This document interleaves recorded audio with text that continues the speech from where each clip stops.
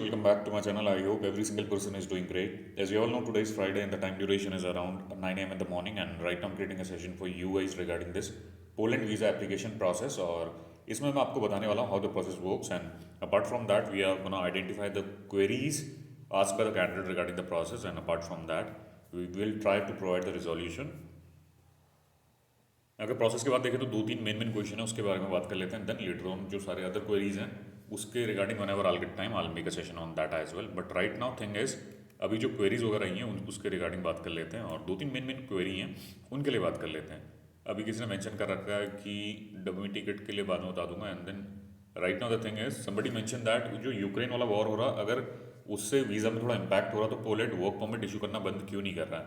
The thing is पूरा process slow down कभी नहीं होगा. अगर प्रोसेस स्लो डाउन हो जाता है तो उनकी जीडीपी पे फर्क पड़ता है.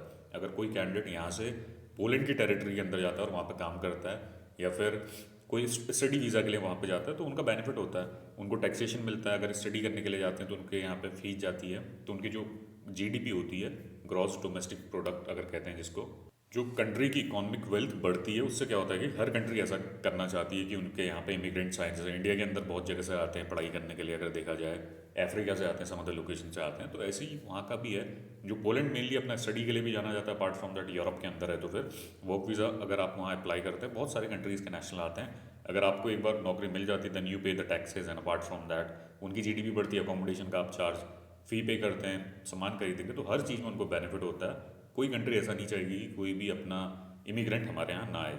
और अगर वर्क परमिट की बात की जाए तो वीज़ा रेशियो आपको पता है, मैंने जैसा आपको बताया 3-4 साल से जो रेशियो है दैट इज़ अराउंड 15 to 17%. और थोड़ा यूक्रेन वॉर से इम्पैक्ट हुआ है, but right now thing is from last 4 years the ratio is around 15 to 17%. And I think और वो आने वाले टाइम पे भी एक आधे साल तक का सेम रहेगा. एंड देन लेटर ऑन अगर पूरा वॉर खत्म हो जाता है तो then there can be possibility थोड़ा वीज़ा रेशियो बढ़ जाए. But right now thing is 3-4 साल से ऐसे ही होते हुए आ रहा है. बट अगर आप जो वर्क परमिट की बात करें, गवर्नमेंट ने एक इसमें नेसेसरी स्टेप ले लिया. अब जो आपका जो प्राइवेट एजेंसी आपके वर्क परमिट फाइल करती थी, अब उसके थ्रू नहीं होगा. गवर्नमेंट पहले पूरा एक चेक करेगी एंड देन आपके लिमिटेड वर्क परमिट अब अप्लाई होंगे आने वाले टाइम पे. बट अभी के टाइम पे ऐसा, जैसे मैं हर वीडियो में कहता हूँ, 2-3 साल का अभी के टाइम पे ब्लॉकेज लगा है. जैसे बहुत सारे कैंडिडेट ऐसे हैं जिनके वर्क परमिट ऑलरेडी इंडिया में आ चुके हैं और 2-3 साल के लिए वैलिड है. द थिंग इज अभी ऐसा होगा आने वाले टाइम पे.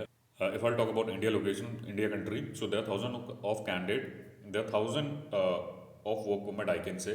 The candidate are waiting for the appointment and the work permit is valid for next 2 or 3 months. So the thing is there can be a possibility if government is issuing the work permit, then after a time duration of 3 years, I can say 2 to 3 years, everything will get streamlined. So I think there are hope for future, I can say for next 1 or 2 years the process will get streamlined later on after 2 or 3 years, I can say. But right now the thing is, if I'll talk about the scenario of next 1 or 2 year, it will remain same.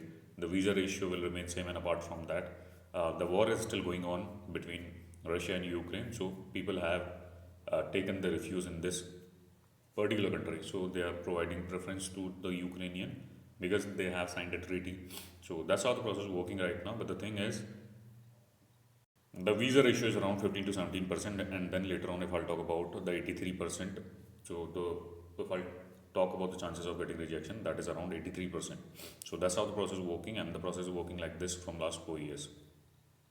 I hope I answered your question. Right now, I can't do anything from my end, neither the embassy can do anything from their end. Everything is going as per uh, the guideline right now.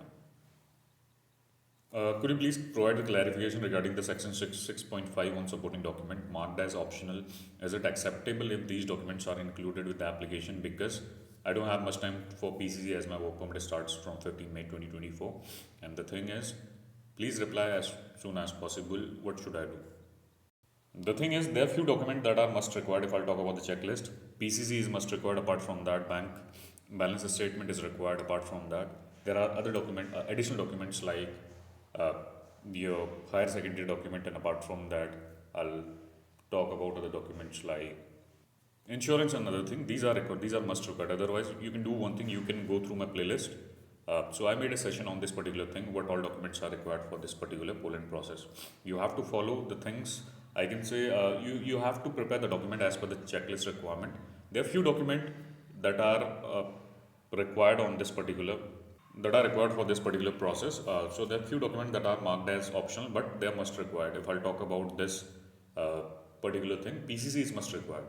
PCC is one of the main document in this entire process. You can easily get the PCC within a time frame of 15 to 30 days. Even I don't know from where you are applying right now, what is your location. The thing is, the PCC is must required for this particular process. Now you have to show this particular information that your criminal record is clear, so that will help out in clearing this entire process, clearing this visa formality process, I can say. I hope I answered your question. So I think 6.5, I mentioned this particular thing.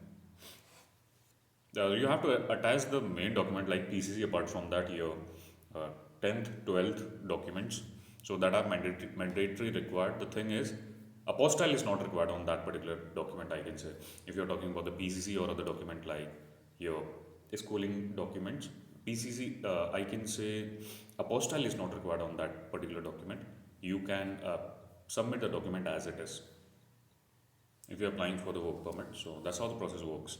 Apart from that, I'll do one thing whenever I'll get time. I'll make a session on the checklist, how the process works, what all documents are required for the process, for this particular process. The problem is they have not clearly mentioned few things in this particular checklist, I can say. Like they have not mentioned about the bank balance statement. If you'll go through this particular work permit 6.1 column, they have mentioned about this particular thing that financial support, financial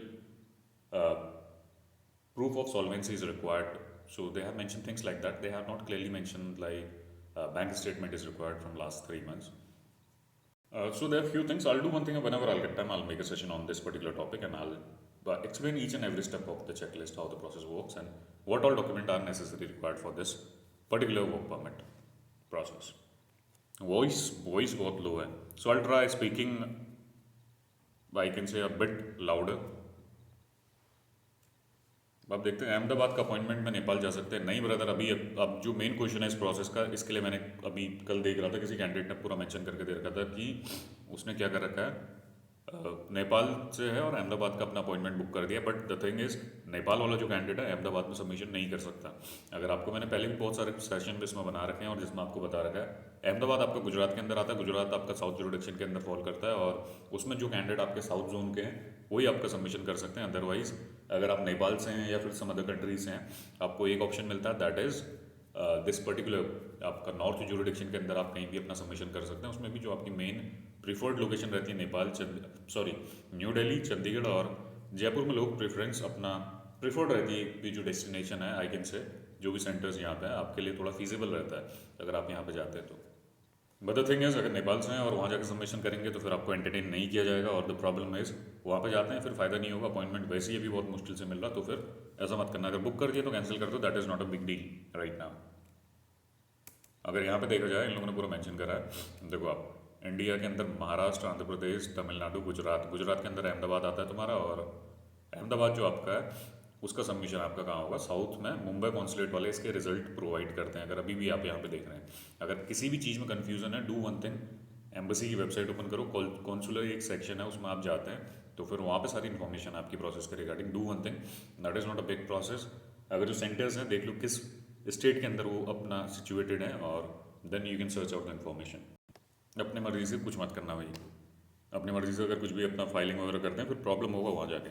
जो पूरा process है particular इन लोगों ने यहाँ पे mention करा है, अगर आप देख सकते हैं यहाँ पे अदर कंट्रीज़, यहाँ पे Afghanistan, Bangladesh, Bhutan, Maldives, Nepal, Sri Lanka.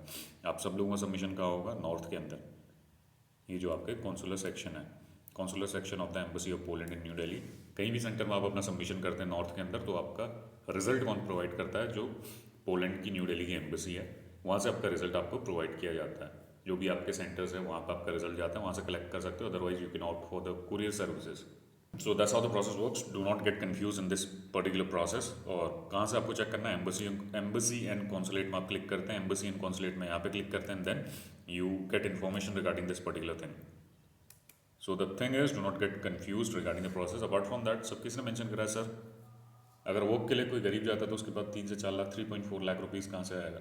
The thing is brother, जो प्रोसेस है भाई ये तो खैर एम्बेसी आपकी बनाती है, इसमें मैंने कुछ चेंजेस नहीं करे या फिर मैं कुछ आपको एडिशनल इन्फॉर्मेशन प्रोवाइड नहीं कर रहा हूँ. बट 2 से आप 3.5 लाख रुपये तक का शो कर सकते हैं. 2 आपका मिनिमम रहता है, 3.5 अच्छा रहेगा अगर आप 3.5 तक का शो कर देते हैं. अगर नहीं है तो 2-1 लाख रुपये शो कर दो भाई. 2 लाख रुपये अगर आप शो कर सकते हैं. इसमें ऐसा है ना, अगर आप इंडिया से कोई भी लोकेशन पे जाते हो तो आपको भी तो सर्वाइव करना पड़ता है वहाँ पे। एक बार आपका वीज़ा लग जाएगा, वीज़ा लगने के बाद 40-50 हज़ार रुपये की आपकी टिकटें होंगी यहाँ से, एंड देन आप वहाँ पे जाते हैं, आपके एडिशनल खर्चे भी तो होते हैं। वहाँ जाके आपको आते ही पैसे आपके हाथ में तो नहीं रख देगा ना कोई। एक आधे महीने के अंदर आपका जो रहना है, रहने का ही आपको वहाँ पे मिलेगा, खाने का आपको खुद ही करना पड़ेगा। खाने का अगर चार्जेस होंगे वो भी ज़्यादा होंगे, जाओगे सिम नहीं अपनी परचेज़ करोगे, और अदर नेसेसिटीज़ भी होती हैं, बहुत सारी चीज़ें हैं। अगर आप वहाँ पे जाते हैं, सब चीज़ आपको नया परचेज़ करना पड़ता है वहाँ जाके, तो फिर उसके लिए आपको थोड़ा अकाउंट में चाहिए होता है। 2-1 लाख रुपये तक तो आपको मिनिमम आपको शो करना ही पड़ता है। 2-1 लाख में 100 का 50-1 हज़ार रुपये का आपका टिकट आएगा। उसके बाद वहाँ जाकर सिम चेंज करते हैं। बहुत एक तो करेंसी का पूरा डिफरेंस है। अगर 1-1.5 लाख रुपये आपका वैसा लग जाता है तो 50 हज़ार रुपये आपका सेफ रहता है। तो ऐसे प्रोसेस वर्क करता है। 50 हज़ार की आपकी टिकट होगी, 50-1 हज़ार रुपये का आपका जो आप छोटी मोटी चीज़ें होती है जैसे वहाँ पे जाते हैं, एक महीने के अंदर का खाने का भी तो आप पे करोगे। खाने के अलावा जो आपका ट्रैवल होता है, ट्रैवल का भी आप थोड़ा पे करोगे, एंड देन लेटर ऑन जो आपका सिम कार्ड है, इसके अलावा अपनी जो नेसेसिटी की चीज़ें वगैरह लेते हैं तो उसमें भी थोड़ा खर्चा आ जाता है। तो इतना पैसा चाहिए होता है अगर आप कहीं भी कंट्री में जाते हैं।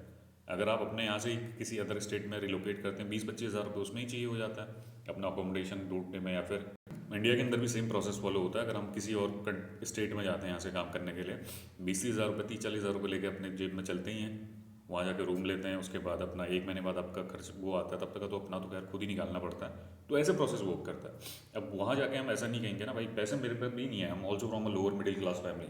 द थिंग इज, अब मैं इमिग्रेशन ऑफिसर से ऐसा तो नहीं कह सकता हूँ सर मेरे पे पैसे नहीं है आप बिना इसके कर दो। तो गाइडलाइन ऐसी रहती है, जो उनका रिक्वायरमेंट है वो लोग अपना जो भी डॉक्यूमेंट है वो रिक्वायर्ड ही रहते हैं, अदरवाइज थोड़ा प्रॉब्लम रहता है। आपको इमिग्रेशन ऑफिसर कहेगा कि अगर पैसे नहीं है तो फिर आप अपना टिकट कैसे कराओगे आने वाले टाइम पे, जाने आने का आपका कैसा होगा। तो बैंक स्टेटमेंट आपका रिक्वायर्ड रहता है, आपको भी पता है, हमें भी पता है कैसे प्रोसेस वर्क करता है।